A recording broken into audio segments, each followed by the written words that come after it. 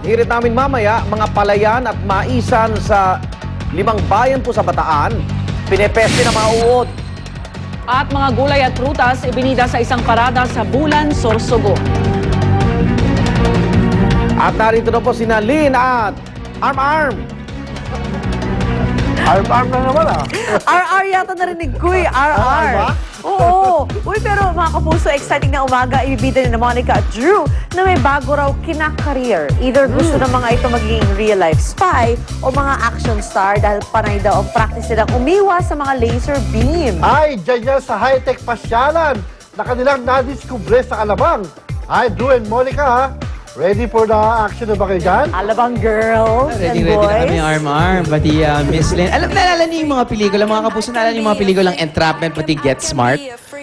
Yung bida dadaan sa isang hallway, tapos susubukang parang iwasan yung mga laser beams. Yun yung ginagawa ngayon ng aking partner na si Monica. Mukhang mabibitan niya yata yung record. Oo. As in, natatalo na niya dahil yung #1 record ay mga 17 seconds. Siya, tinapos niya in 5 minutes and 30 seconds. Actually, record ng pinakamaraming tinamaang laser beam. Ako yun. Yun pala yung objective na. Oo, pero practice pa lang naman to, partner. Kasi mamaya ito try ko ulit yan.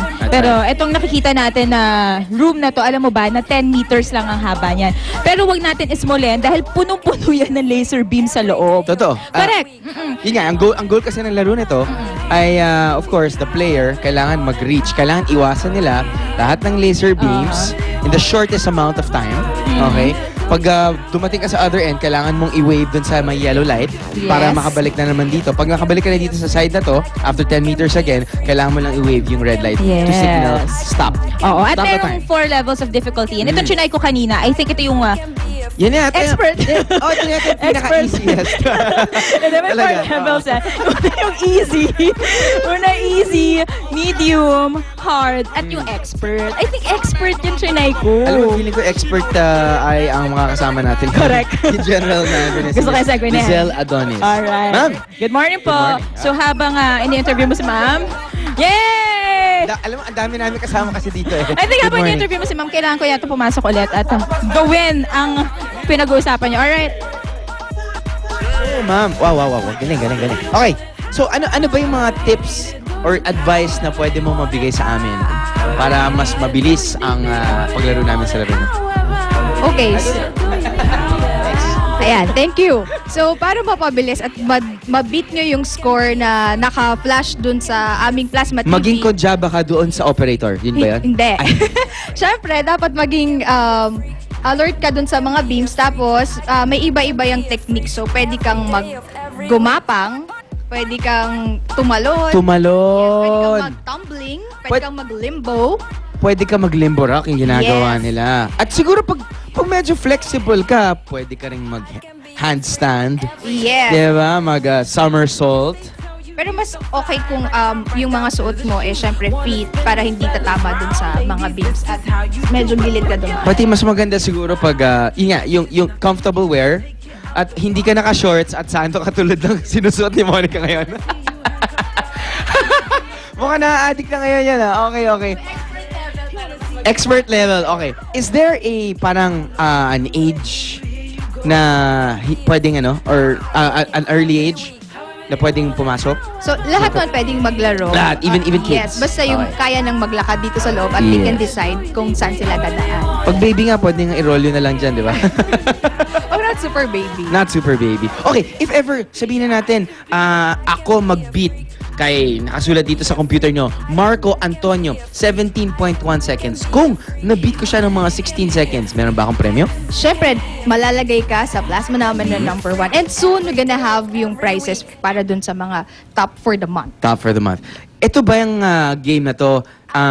The more you do it, the more praktisado ka, the more mas mabilis kang matatapos. At gagaling ka. At definitely. gagaling ka. And you can move to another level. Itong different levels na ba to, does it change yung mga beams? Yes, it nag-i-increase siya yung changes. Okay. web ng mga beams. Yes. Nag-i-increase siya, tapos nagiging complicated siya pag pahirap ng pahirap. Okay. Subukan ulit natin, Monica. Check out muna natin kung ilang seconds na yung magagawa ni Monica. Mon, parang nagsisimula ka yata sa gitna. Expert level na to. O yan, sinusubukan na ni Mon. Op, tinaas na niyang kaliwang leg. Ay, leg. Kaliwang paa. O ba? Aba, parang galing sa circus to si Monica. Ayun. Tama nga. Mukhang record holder siya. Sa maraming beams na tinamaan. Good job, Mon! Woo! Grabe, 6 minutes. Anyway, sa aming, mga kapuso, sa aming pagbabalik, susubukan ko naman yung tinatawag nilang glow-in-the-dark golf sa pagbabalik namin dito sa Alabang, Muntinlupa. Thank you so much, Ms. Lizelle. Thank you. Alright, come on, one more. Okay, good job. I can be a freak. I can be a freak. I can be a freak. I can be a freak. Go, Monica. Good morning, Kuya Lar. Good morning. So, good morning po sa inyong lahat. Gusto ko masubukan yung Kuya Lar kasi kapag manunod ng mga pelikula katulad ng mga Ocean's 11, Ocean's 12, may ganun na part eh. Kaya Diba? parang iniisip ko, ano kayo gagawin ko kung ako'y nadudod sa ano? May chance na kayo pwede kayo mag-practice doon sa What will pinutan ni happen Drew and Monica. pag tinamaan mo? Naku, tutulog lang sana ang alarm. Tuling ka ng mga pulis. O, ito na time for our daily checkahan na naman mga kapuso. Ang ating buena mano, big time agad. Finally, nagpakita na sina Marian at Ding Dong sa Endless Love, Autumn in My Heart kahapon. Yes, maraming na-excite yan. Pero ayon sa ating mga bida, hindi lang daw sila ang dapat abangan. Higit daw sa kanila, ang mga eksenang kanilang pinaghirapan ang kaabang-abang. Heto ang kwento ni Dong at Marian. Marian Rivera at Ding Dong Dantes, nasilayan na sa Endless Love. Matagal din tayong nanabik at naghintay sa muli nilang pagbabalik tambalan sa telebisyon. Kaya naman simula kagabi ay natunghayan na ang paglabas ni Marian Rivera bilang Jenny at Ding Dong Dantes bilang Johnny sa kanilang programa na Endless Love. Ito na, lumabas na kami. So, dire-diretso na to. At saka talagang paganda ng paganda tong storya na to. Doon pa lang simula pa lang to. Labis naman ang paghanga ng hottest love team of the year na sina Marian at Ding Dong sa pinakitang husay sa pag-arte ng mga batang bida rin sa Endless Love. Sobrang proud na proud kami sa mga bata yan kasi nagampanan talaga nila ng maganda yung mga karakter nila. Oh, ibig sabihin kakaiba yung talent talaga ng ng mga Filipino youth na talagang gustong maging artista. We're very honored, privileged na sila ang gumanap at nandito kami para ipagpatuloy ang isang napakagandang inumpisa nila. Sa tagumpay ng pilot week ng Endless Love, asahan pa ang pag-arangkada nito sa ratings. Bukod kasi sa araw-araw nang makikita sina Marian at Ding Dong, marami pang magagandang eksena na talaga namang magpapaluha sa ating lahat. So mag-taping araw-araw kasi sobrang ganda ng mga ginagawa namin. Parehong inspired ang lead star ng nasabing programa. Ayon pa kina Dong at Yan Yan, hindi na nila alintana ang mga pagod na pinagdaraanan sa taping, basta mahalaga ay laging nandyan lang sila para sa isa't isa. Siguro sa pagod, kapag talagang napapagod ka na at talagang gusto mong ka-eksena mo katrabaho, matatanggal lahat yan. Ganun. Wow, di ba ganda ng... Cute nila. How do you like the location? Ang ano ba yun? Ganda, di ba? Parang Parang Europe hindi Pilipinas. UST ba yun? Hindi ko siya mafigure. Tatanungin ko next time I see somebody from their show kung saan Ang it's a beautiful ganda, ang location. ganda-ganda. Yun. At, siyempre, mahilit ang ating chika mamaya. Ay, may chika pa pala tayo, no? Yes.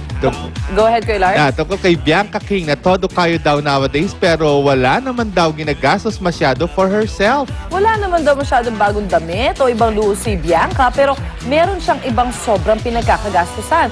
Nako Bianca, don't tell us may kinalolokohan kang guy. We'll tell you more about this intriga later, kaya abangan niyo po yan sa pagbabalik ng Unang Hirit! Oh my God.